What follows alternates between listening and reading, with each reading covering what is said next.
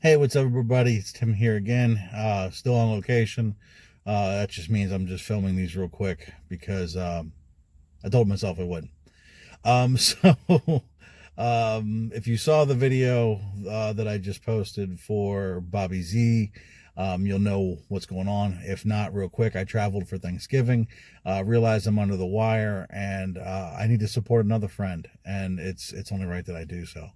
And this one's from my brother Alex. Alex is a wonderful person. We actually met him earlier this year. His family came to the United States. He made a trip down to Orlando.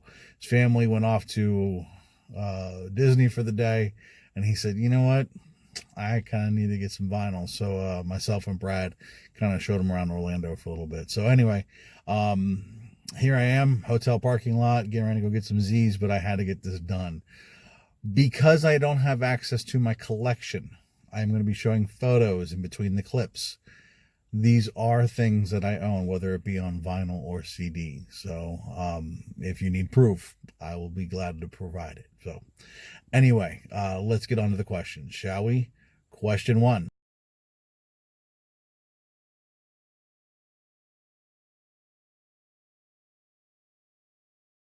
So, two albums that have something in common from different genres. And you saw me show Metallica's Master of Puppets and David Axelrod's Songs of Experience. Um, so, what do these two things have in common? Well, they were both sampled by DJ Shadow on his first album, Introducing, which turned into be one of my all-time favorite albums of all time. Now, Metallica, I'm very familiar with. I was very familiar with from the get-go with Metallica, so there was no surprise there. But he sampled Orion for the Number song, and he used kind of the reverberating bass as the undertone key for that song. But he turned me on with samples from David Axelrod as a fan into looking into more of David Axelrod, which led me down some jazz paths with Cannonball Adderley because he produced Cannonball Adderley on the Capitol label. So there was a lot of connection there. And he really opened my mind to a lot of different music. So David Axelrod, Metallica, both sampled on the first full-length LP by DJ Shadow, two different songs. So that's the connection there. Question two.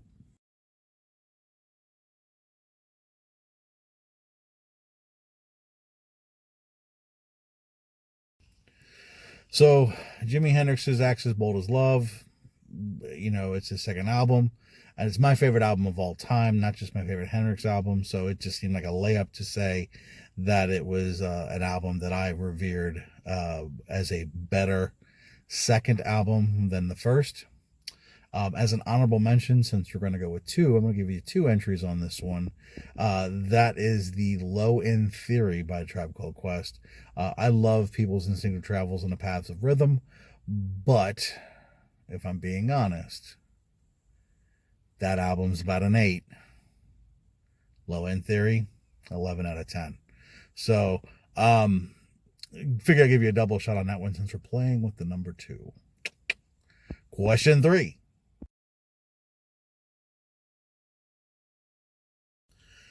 So it would have been very easy for me to show Hendrix again for the double album question. Um, but another one that ranks very high for me. And Alex just recently saw this man in concert, and I haven't, so I'm a little jealous. And that's Stevie Wonder's Songs in the Key of Life. This is another top 10 album for me. Um, it's a wonderful concept album that really goes through life and looking at a wonderful just slice of life in the early 1970s. Joy, sadness, despair, and just really ends in a wonderful celebration of life. When I first heard this album, it touched me in numerous ways and still does to this day.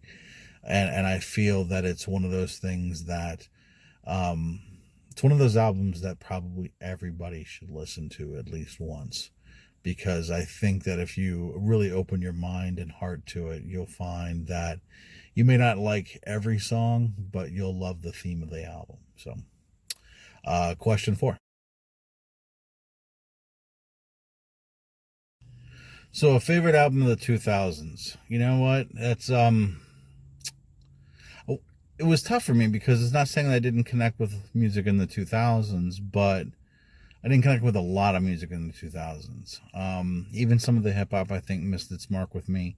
U2 kind of rekindled something with me.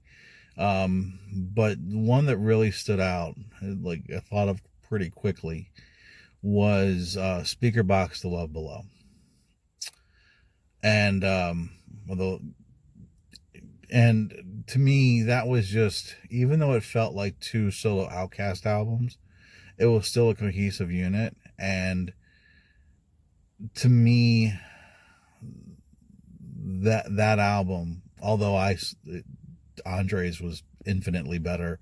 Not saying that Big Boys was bad, but Andre's, I think, was just on another level. You really got to see the power of both of them individually. And even though I'm afraid it kind of solidified the beginning and the end for that of Outkast, um, it just still proved that they were just a powerhouse, and just so many good classic cuts. I mean, it's an Outkast album. How can you say no to it? So, at least to me. So, and then I think there's only one more question left. So let's go to that one.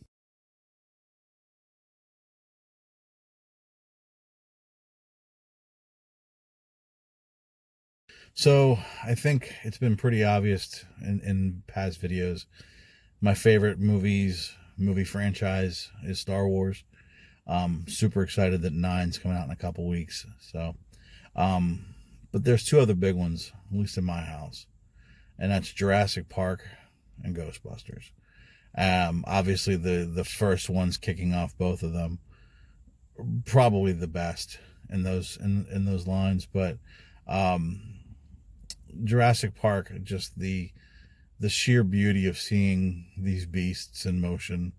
I remember seeing that movie in the theaters and just being in total awe. And I think it feels like not a month goes by where we don't watch at least a couple from that movie, from that franchise in my house. And Ghostbusters is just, it's life. I remember seeing Ghostbusters 1 and 2 in the theaters.